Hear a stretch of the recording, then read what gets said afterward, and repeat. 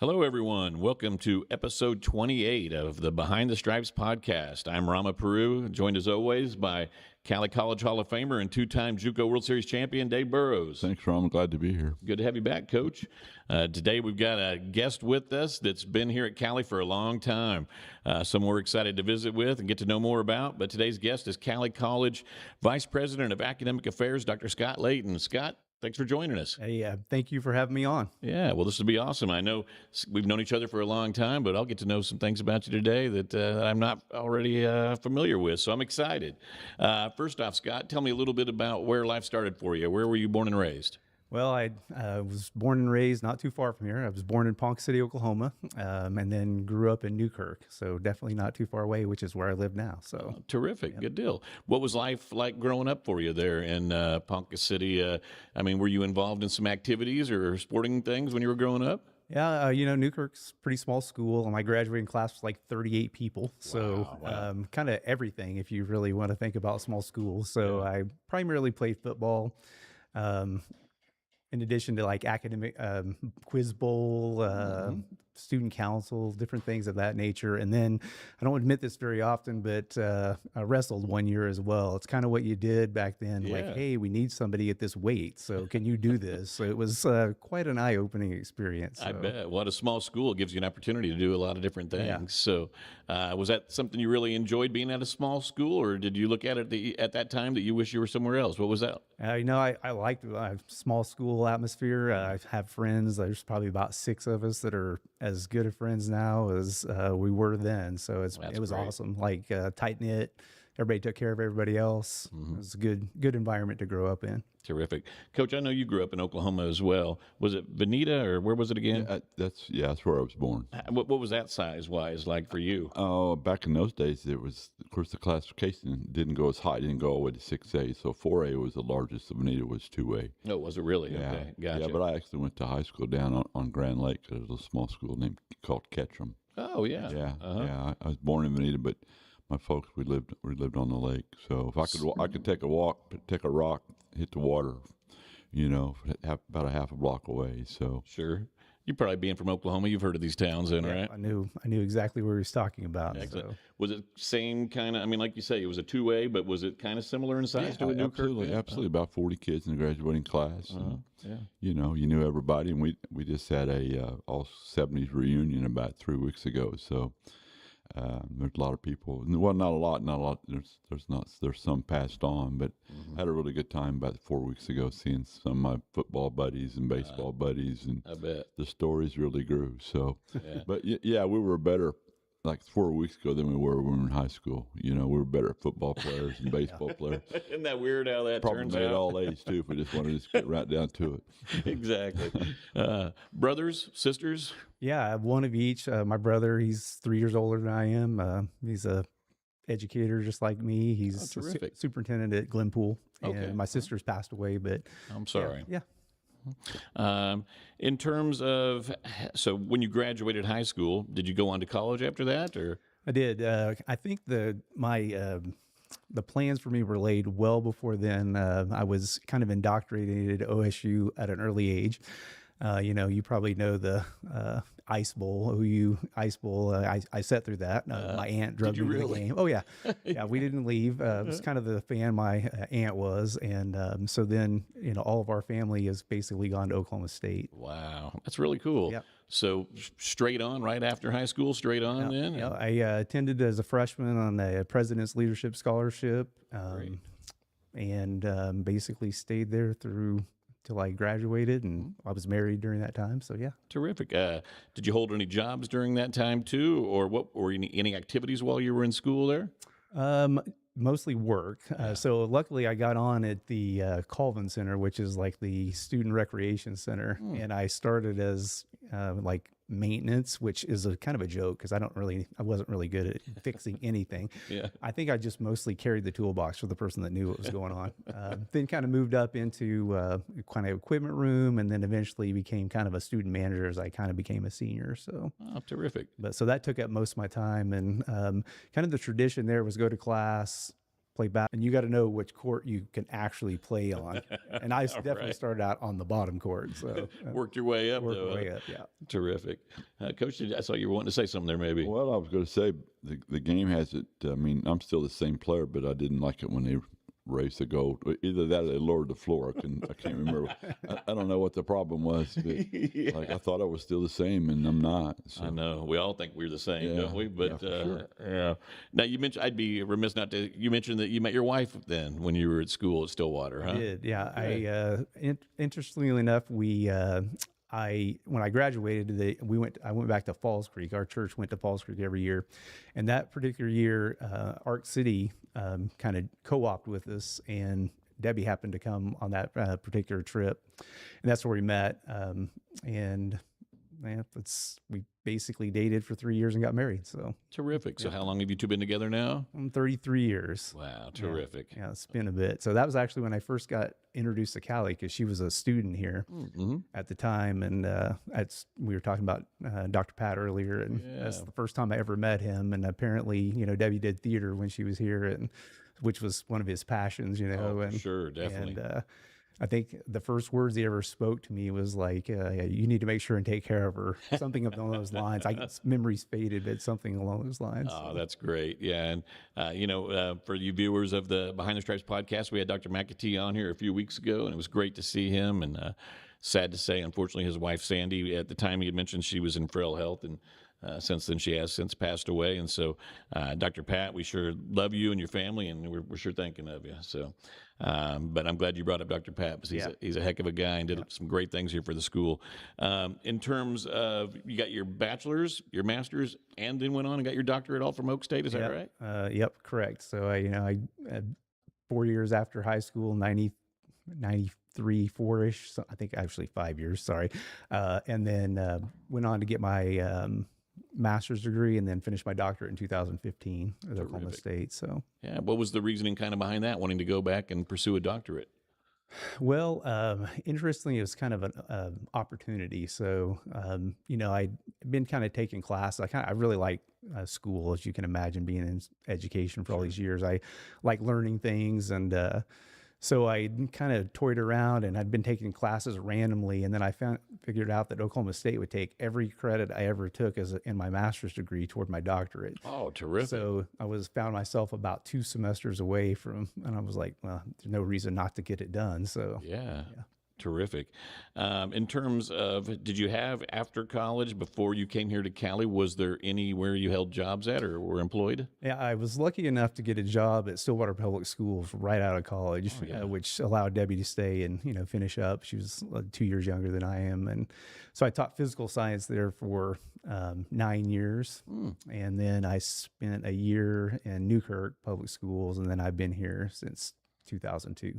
Terrific. Yeah. How did that come out? How did Cowley come about to where you saw something, or what was it, how you decided you want to come interview at Cowley? And for what position was that at the time? Interesting story. So I followed Debbie. So in 2001, she got a job offer to come and teach at Cowley. And so we came down, and, we picked up, we had actually, interestingly enough, built a house like 6 months earlier. Oh, wow. And we sold it and then moved here so she could pursue this job. And then Newkirk was available, so I took it. And then the next year I applied for an open biology position, and I ended up getting the job. So it was really good. It's been really good to me. So was biology something you were already familiar with and had taught before coming to Cowley? Yeah, my actually just a year, so it's kind of unusual. My degree is primarily in life sciences, but I spent the first 9 years teaching physical science just because that was the job opening at Stillwater. And I taught a year of biology, but then I was hired to teach biology and microbiology here, which is really what my degree was in. So terrific.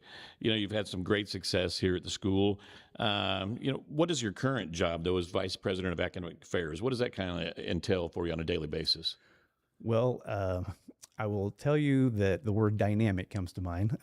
Usually I get up, I check my schedule, what I need to do, and if I get through the second thing on my list, it's going to be usually a little bit of a miracle. So you come in and just kind of deal with things as they happen is really what happens regularly. So that's the only thing is unpredictability is pretty much the name of the game. So Yeah, I bet. In terms of your teaching, you don't do any teaching anymore then, do you? I do not. Okay. Do you miss that side of things? I do. It took me, and I'm still kind of in the same boat. The funniest story is that I went in to do some class observations of a class that I would have taught had I still been teaching.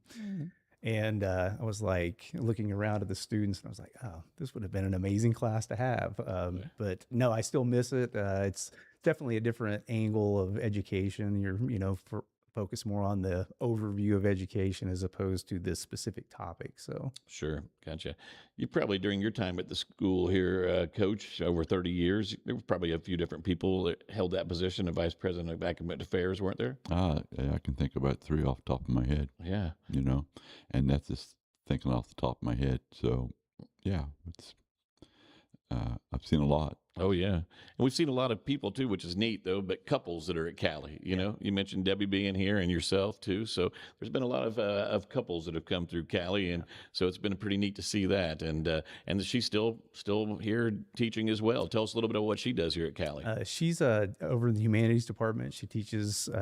She's a Comp 2 lead instructor, so she teaches Composition 2 and interpersonal communications is primarily what she teaches. Wonderful. Yep. And you still reside in Newkirk then? We do. Okay. Yeah, we still live there and just a little bit outside of Newkirk. So Wonderful. You were named an endowed chair for teaching and learning excellence and the recipient of the Paul Sternman Award.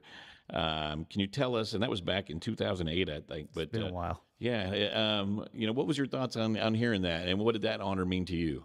It's kind of cliche, but it means a lot. Those particular awards are peer nominated, and that's probably the most critical thing. And at least for when I think about it, what it means, like people that my peers, not just externally, can look at what you're doing and seeing that you're doing a good job. But I will say that really most of the things I was able to write about are all collaborative efforts with other people. Like, very few of those awards are really just something that you independently do, So that also means something as well, where you can celebrate with other people when you talk about helping develop a research methods class. Well, it just wasn't me. I get to put it into the application, if you will, but and really looking at people who did the nominating and thinking about what they really have meant to the institution. So it means obviously a great deal to me. So terrific. And we lost Bill Docking in the last couple of years. Sorry to say, he was a great man, but you were also the recipient of the Bill and Judy Docking Faculty Achievement Award in 2020. So another great honor. Little known fact, I've known Judy for quite a long time. Her daughter and I went to high school together. Oh, wow. Yeah. And so that, and besides the things that I already talked about with the other awards, that meant something special to actually be, for her to basically give me the award, or it meant a lot. So wow, that's wonderful, Scott. In terms of all the things you've accomplished here at Cowley, what does Cowley mean to you and your family? Having both you and Debbie both working here, and it's been over 20 plus years. Yeah. What does Cowley mean to you guys? Well, it means a lot, because just besides the fact that we've been here forever, it's, we are able to raise our daughter around this institution. She's been here since she's a baby. She was able to complete, 30 or 40 credit hours while she was in high school here. And it's really meant really kind of our way of life. It's a central hub of what we do. Sure. We believe in the institution. Like we believe we wouldn't work here otherwise. So it means a lot to us. So allows us to be able to do the things that we do. Has allowed us to grow professionally, as well as our family as well. So sounds familiar, doesn't it, Coach? It does. It does. Yeah, it's nice to when we have the people on here that have been at Cowley for so long, and you make so many connections with people, and a new school year is about to start for us here next week. So it's here. Yeah, summertime, was that a little chance for you to catch your breath, and now will it start picking up quite a bit again? Actually, I think it's busier for us in the summertime. It's all the prep. We're basically just kind of getting the semester, getting it prepped, so when the faculty walk on campus, they're ready to just go. Sure. So there's been tons of work that go into it. I think I have asked this question so many times, like, what do administrators do when they're, with all their time? There's not. Yeah, So I bet. yeah, so a lot of it's, developing schedules and, making personnel. Like we finally hired our last faculty member, EAS. So yeah, Great, so yeah. great. You mentioned your daughter. Any other children? Nope, just Anissa. Okay, and how old is she? She's 23. Okay, great. So graduate of Oklahoma State as well. Throw that in there for you OU fans. Yeah. It's a lot tougher academically at Oklahoma State than it is OU. Is that right? You got OSU, so you got. Oh, yeah, there's an extra letter in there. Yeah, really. 33%. That's where it got me, and that's, There you go. There you go. I do have a question. Yeah, Going please. on 25 years, what's the biggest change you think you've seen in the institution over the last? Ooh, that's a good one. I think the biggest change is, I think the change in the student population. And I don't know I think that happens every time people get older, like students change. It's just part of the way that it is. And so I think having to adapt instruction and or policies to kind of help, change things so they can still be successful. That's probably what I would say is the biggest change. So you were more hardline when you started than you are now. Is that what you're saying, or no? I mean, I would say that that's probably correct. And I think I think even when I, was teaching, you figured out that, what you and I experienced in high school is not going to work for this particular group. It's ever changing too. I mean, it changes every 2 or 3 years. It seems to me like. Oh, yeah, for sure. There's so many things now too with AI and with I know my daughter's getting ready to start her senior year at Winfield High School, and we were talking last night. There's no phones allowed in the classrooms, and backpacks got to be. You can come in with a backpack, but it's got to stay in your locker. Just a lot of different things from whenever we were younger. Well, where Scott and I went to school in Oklahoma, we didn't have cell phones in our classroom. Yeah, I was going to say I didn't either. So by the time we didn't have that. We were still on the cord. Yeah, we were drinking out of the hose out in the yard playing and all that stuff. Yeah, the pickup truck you drove to school had your gun rack in the back and all that kind of stuff. That doesn't go on anymore either. So. No.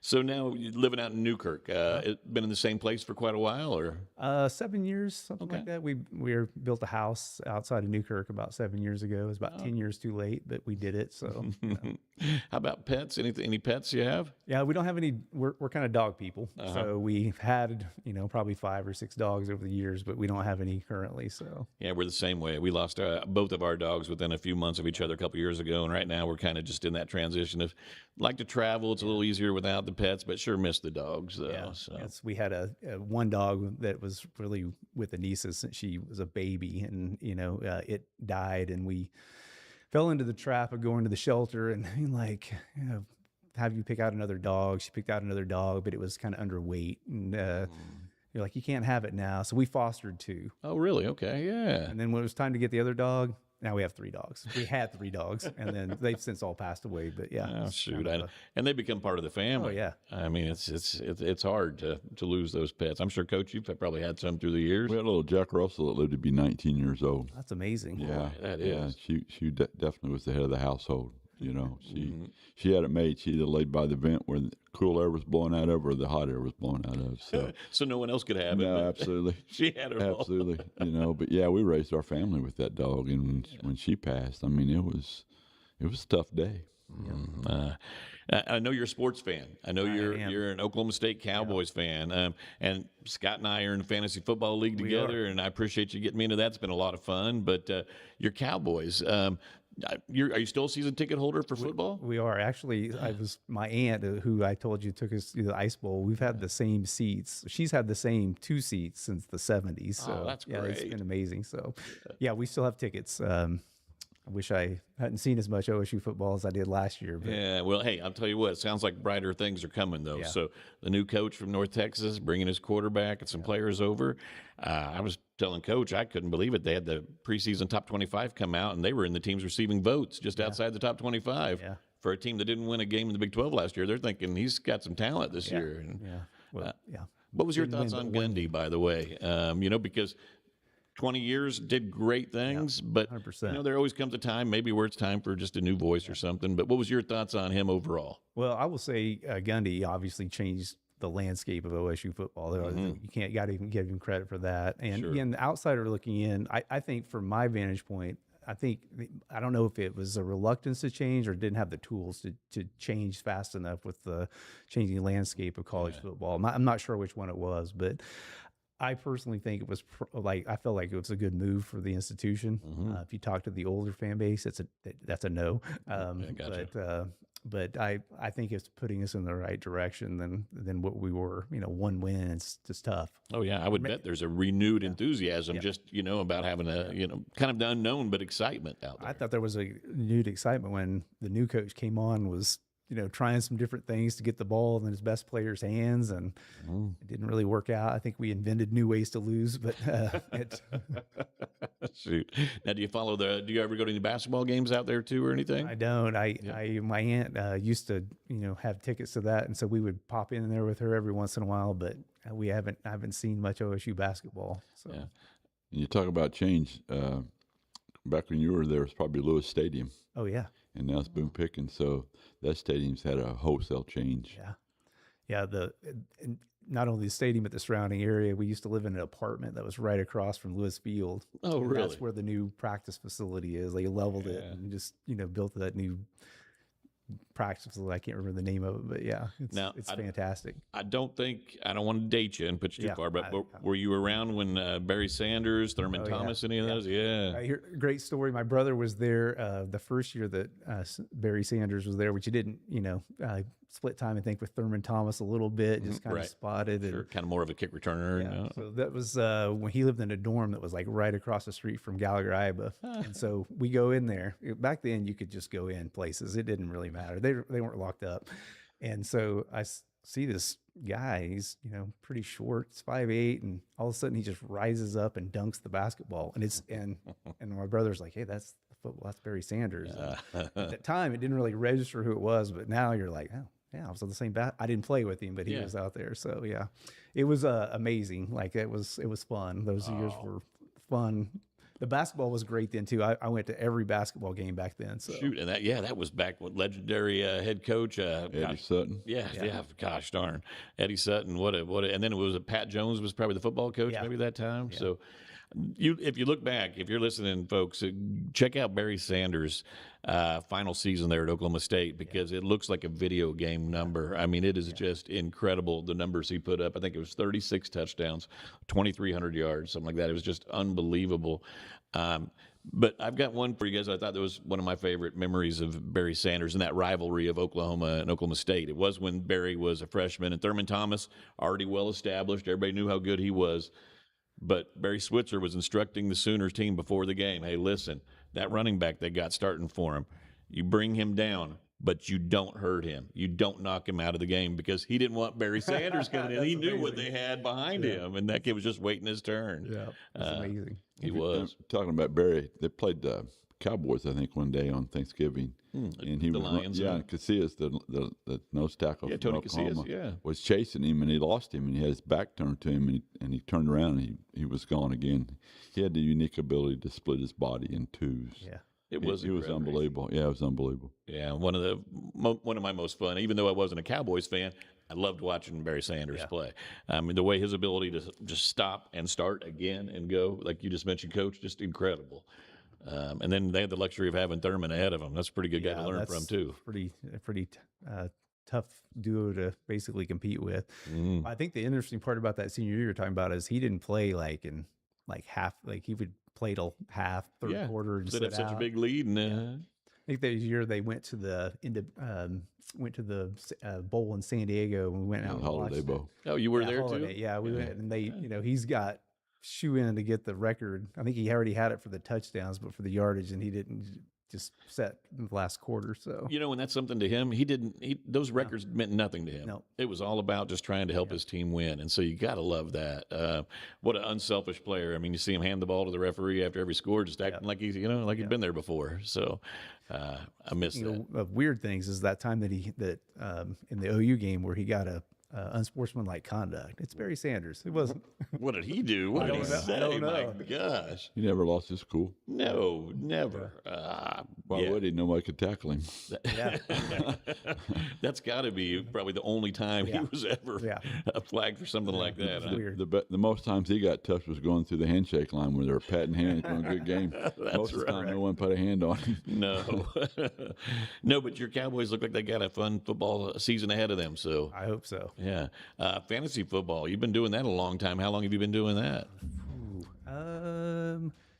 90s maybe. Really? It's been going back maybe. that far? I think so. Where you have to check the stats in the paper the next day and write them out handy. Yeah. That was exactly right. That was I just remember Emmitt Smith was on my first team, so that kind of puts it in that. Well, that is in the 90s. I know, right? That's definitely dated me. So you and I both. So Were you a Dallas Cowboy fan as well? no, I'm a Bears fan, which really? is tough. It's like almost similar to OSU, good feast and famine. So well, now that Ben Johnson's come there though and turned them around in 1 year, Caleb Williams, they got an exciting team for this season. So, what a division though. Chris Ripley, our guy behind the scenes here, he's a Vikings fan, so he knows all about that division. That's quite a division with the Vikings, the Bears, the Lions, the Packers. My goodness, wow, murderers row. But what do you think about your Bears this year?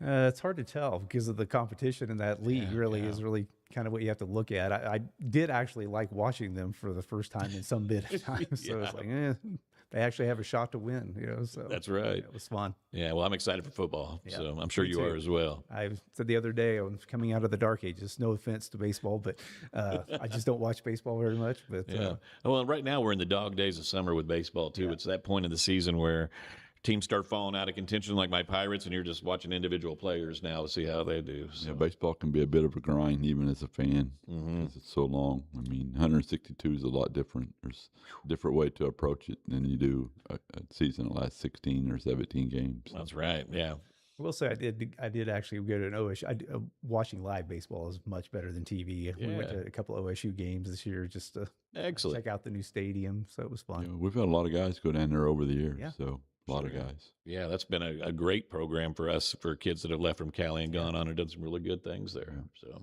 well, Scott, as we get ready to kind of wind down here, what about when you have some free time, when you're away from work? What are some things you like to do? Do you have any hobbies? Well, I think you hit on a couple of them. I still play basketball. Yeah. I play a lot of games, and that's old school board games, although not Monopoly like we would think about, and couple of video games, but mostly hang out with my family and when I can because we're so busy and during the week. So sure, yeah. Hit some concerts. I've been to a couple concerts. Ran into you at a couple concerts. Oh yeah, I think that's right. Big Head Todd, I think, was the last one we were at. So. Love Big Head Todd. Yeah, I was just looking the other day to see where he was going to be playing at again. Somewhere, maybe go catch him up in Red Rocks would be fun. Yeah, exactly. So, Debbie was just talking about that. So. Oh, that's awesome. What about some musical interests? We kind of tied that in. What are some of what are you kind of interested in music wise? Probably best described as like alternative rock is probably what I'm into. And then actually, I attend a lot of music events because Debbie's like, this group's good. I really need her to kind of get me involved with that. So terrific. But, yeah, fan of good music. So awesome. Yeah, love live music. I do. It's the best. I mean, it's kind of energetic, when you go those. It's fun. Some of those you feel like when you leave there, you're just on cloud nine. It's like being at a sporting event and your team wins. You just feel so good afterwards. So we went to Madison Square Garden and saw Billy Joel. It was awesome. That was a really good concert. So, I bet that was, man. A few years back when it was Elton John and Billy Joel together, I thought, man, how cool would that have been? Yeah. No joke. We didn't go to that one, but I would have definitely loved to go. And to see Billy Joel in Manhattan, in New York, that's really cool. Okay, as far as TV interest, do you have anything TV movie wise, anything like that?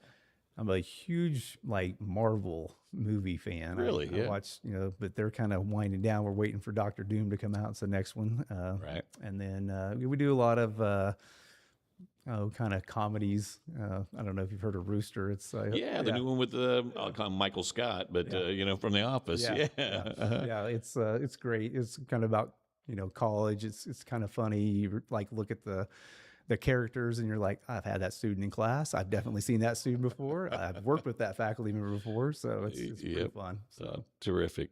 Well, I don't want to put you on the spot too bad here, but I'm sure that probably whenever you were teaching, the baseball kids were probably the best in there, weren't they? Oh, definitely. I actually had some really good runs with some baseball kids. I don't know, about 7 years ago, I had a great group. Really? Like 4 in my majors biology class. Oh, wow. I would love to tell you their names right off the top, but I can't recall. But it was great because 2 of them were like the best students, and they kept the other 2 being pretty good students. So good. That's baseball. It takes 4 to make 2. The buddy system. And yeah, player to be named later. That's kind of what that's called. Well, it's good to hear that those guys were good in your classroom. Well, Scott, this has been great, man. I'll tell you what, we've got just a few things. If you want to just sit tight for just a minute. Got our joke of the day, and then we've got a few upcoming events at Cowley that we let people know about. So, well, you guys, I go to this doctor. I've told you about this doctor. So I went to this doctor again recently, and I've told them I need a new doctor, but I was having these weird dreams. Scott, one night I was having a dream that I was a wigwam. And then the next night, Coach, I was having a dream that I was a teepee. You know what he told me? No. He said, relax, you're too tense. Oh, wow. Yeah, you see? Yeah. Uh-huh. I mean, you didn't even have to pay for comedy like that, did you, Scott? I didn't. You get that for I free didn't here. know we were getting that quality here. So. Hey, Native Lights Casino, August 20th. Be down there for the stand-up comedy. Damon, Detroit. Well, now that we got that out of the way, we got some upcoming events at Cowley. Soccer teams hosting their first scrimmage of the season versus Neosho tomorrow. And those game times are tentatively set for 7 and 9. It's going to be very hot tomorrow, so they're trying. It was originally scheduled for 3 and 5, then 5 and 7, now 7 and 9. Looking to any time that it's going to cool off a little bit for them to get out there and play some soccer. Volleyball will conduct its orange and black scrimmage on Friday at 6:30. Chance to see that new scoreboard in there inside WS Scott Auditorium. Dorm Storm Move-In Day will take place Saturday, so we'll start getting this place to feel like a campus again. Get all the students back here. Volleyball Pancake Feed is Saturday from 7 to 11 at Central Christian Church. Also, all the students coming back, you can swim for free at Paris Park School in Arc City from 1 to 7 on Sunday, just to have a Cowley ID. Fall semester begins on Tuesday, August 18th. You know all about that, Scott. I'm ready. So, heck yeah. And then, we'd like to, like I say, once again, our condolences to Dr. McAtee and his family. Sure thinking about them. And I'd like to thank Kris Ripley, as always, for bringing this podcast to you. And Dr. Scott Layton, thanks so much for being our guest today. A pleasure. Thanks for having me. Yeah, well, we can't wait to talk to you. And good luck to your Pokes this season. And I'm sure there'll be a little, maybe we'll have to little bet on the side here. So Good idea. hopefully the Sooners get to play them again sometime. One last thing with you. I hate that the rivalry's not a yearly thing. It's bad. Yeah. It is. Football season is not football season without Bedlam, is it? Yeah. It's just not. There's so many people just like us that Cowboys fans, Sooner fans that feel that way, but money talks. So unfortunately, we'll play them whenever we get a chance to play again. Have to face them in a bowl game most likely because the 9-game schedule is not going to allow them to play anymore. No, sure isn't. On the basketball court, they've been able to play a few times, but it's going to be few and far everywhere between. else they play baseball. I mean, that's a big deal in Tulsa and Oklahoma City for a neutral site or whatever, but boy, football pays the bills. That's going to be a hot ticket if the next time those two teams play too. So, tell your aunt we said hello in case she gets any extra tickets. All right. All right. I'll keep you in the loop. Well, then no, he's going to take his ticket. If he sets through the ice bowl, he'll set through anything. Gosh, no joke, really, through that. You're lucky you still got your toes. I think I was frozen to the seat. Honestly, that's an honest story. Shoot. Well, Dr. Scott Layton, thank you so much. Coach Dave Burroughs, Kris Ripley. I'm Rama Peroo. Thanks so much for tuning in today, and we'll catch you on the next Behind the Stripes podcast.